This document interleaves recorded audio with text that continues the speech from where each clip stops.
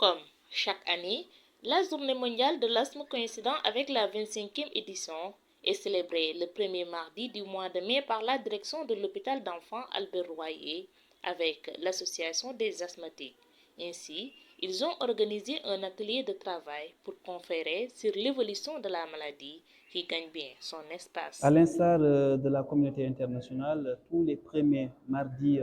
du mois de mai, nous célébrons ce qu'on appelle la Journée mondiale de l'asthme, qui est une maladie très fréquente, qui touche beaucoup les enfants et qui est également une maladie qui entraîne beaucoup de conséquences chez les enfants, avec une altération de la qualité de vie, des crises d'asthme à répétition, mais également une maladie qui nécessite une prise en charge chronique et une prise en charge, n'est-ce pas,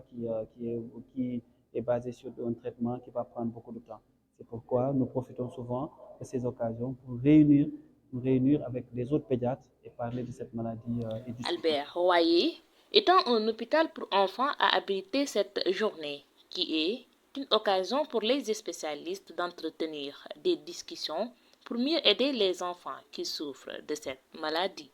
Donc, comme vous le savez, l'asthme, c'est une maladie qui est hétérogène, qui souvent, pour commencer au bas âge, concerne les enfants, mais également ça peut concerner aussi les adultes, parce qu'en général, certains cas d'asthme qui commencent tôt peuvent persister pendant toute la vie. Donc, maintenant, comme nous sommes en milieu hospitalier pédiatrique au niveau de l'hôpital d'enfants Albert, nous prenons en charge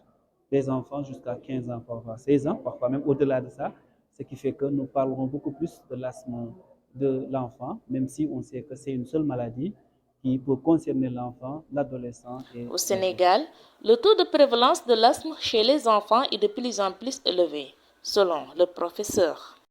Au niveau mondial, la tendance est à une augmentation des cas d'asthme et c'est ça, c'est ce que nous retrouvons dans les chiffres avec presque plus de 300 millions de personnes qui souffrent de cette pathologie. Et au niveau du Sénégal aussi, les mêmes tendances sont notées, aussi bien dans nos chiffres au niveau de l'hôpital, parce qu'effectivement, si on compare les données que nous avons il y a 10 ans en arrière et les données actuelles, nous avons une augmentation des cas, presque les chiffres ont doublé, nous sommes autour de 4%. Alors qu'au niveau national, nous pensons que la prévalence est de 10%, c'est ce que montrent les études qui ont été faites. Maintenant, en milieu scolaire, nous avons noté dans une étude qu'il y a presque 16% des enfants souffrent de l'asthme. Donc, une étude qui a été faite dans 5 grands lycées de Dakar avec plus de 2000 enfants qui ont participé à cette enquête. Vu la recrudescence de l'asthme au Sénégal, une bonne politique de sensibilisation est aussi menée au sein de l'hôpital. Donc, au niveau de la sensibilisation, nous avons ce qu'on appelle l'école de l'asthme qui nous permet de pouvoir éduquer les enfants, éduquer les patients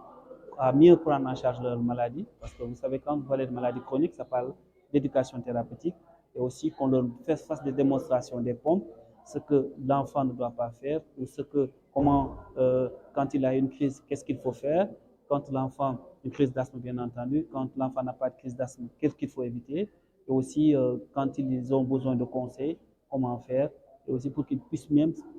s'approprier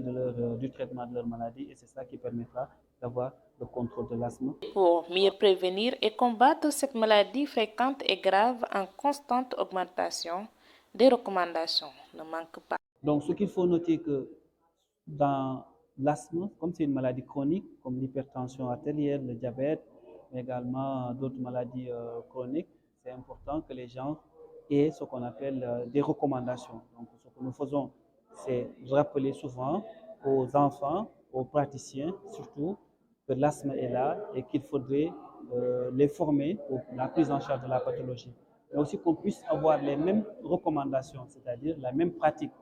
C'est pourquoi nous nous réunissons régulièrement pour discuter de cette pathologie. Maintenant, il y a eu beaucoup d'améliorations au niveau de la prise en charge de la maladie, en termes de traitement disponible, avec les pompes, les chambres d'inhalation et tout. Mais aussi, ce que nous avons noté aussi, c'est qu'il y a aussi de plus en plus des moyens de diagnostic qui est En l'objectif définitive, principal. il est bien de savoir que l'asthme ne se guérit pas. Par contre, le patient peut l'être grâce à l'observance de certaines règles pour éviter la survenue de crises d'asthme, comme ce fut la pollution de l'air due particulièrement aux émissions de gaz dans l'atmosphère, éviter la fumée, les animaux domestiques, entre autres.